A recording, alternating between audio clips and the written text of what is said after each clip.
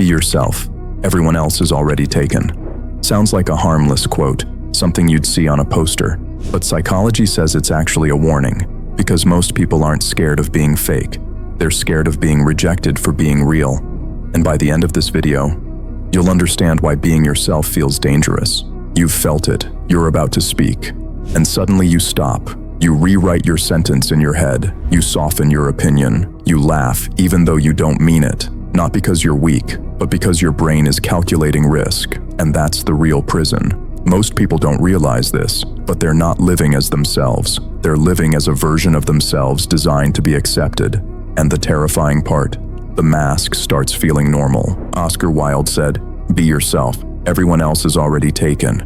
At first it sounds like he's saying, don't copy people, be unique. But that's not what makes it powerful. Wilde wasn't talking about style. He was talking about identity, because you don't lose yourself all at once. You lose yourself one compromise at a time, one fake laugh, one forced smile, one swallowed opinion. Your personality wasn't built, it was negotiated. Your brain doesn't care about authenticity.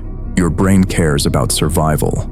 That's the uncomfortable truth. Thousands of years ago, rejection didn't mean loneliness. It meant death. So your brain evolved a system called social scanning, a constant silent question running in the background.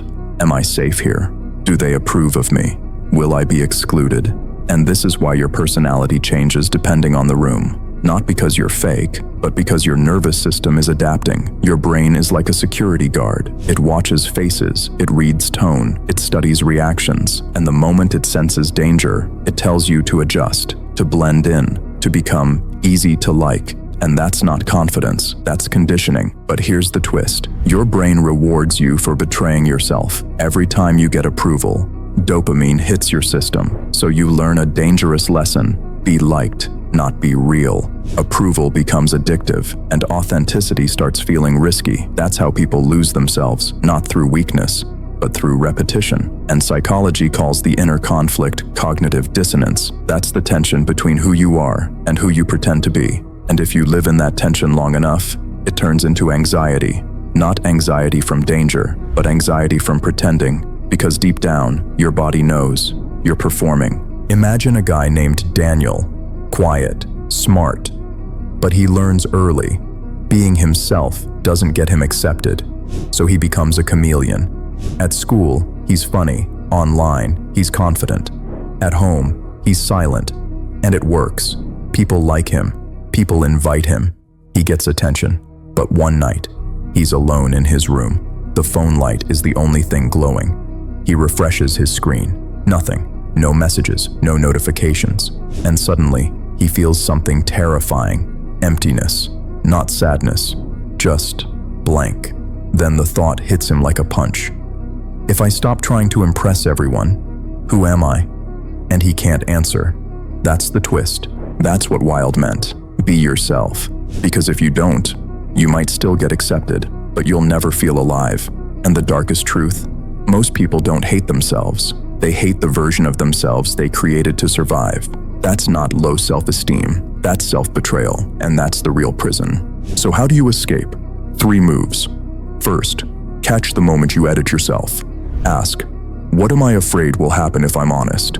Second, practice micro-authenticity. Small truth, small boundaries, small no. Psychology calls this exposure training. You teach your nervous system that being real is safe. Third, stop chasing approval like it's love.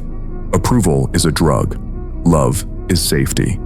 If you have to perform to be kept, you're not loved. You're managed. Oscar Wilde's quote wasn't meant to comfort you. It was meant to wake you up. Because the world will always reward the mask, but your soul will punish you for wearing it. And one day, you'll realize the scariest thing wasn't rejection. The scariest thing was never meeting yourself. If you want more famous quotes decoded through psychology and neuroscience, subscribe.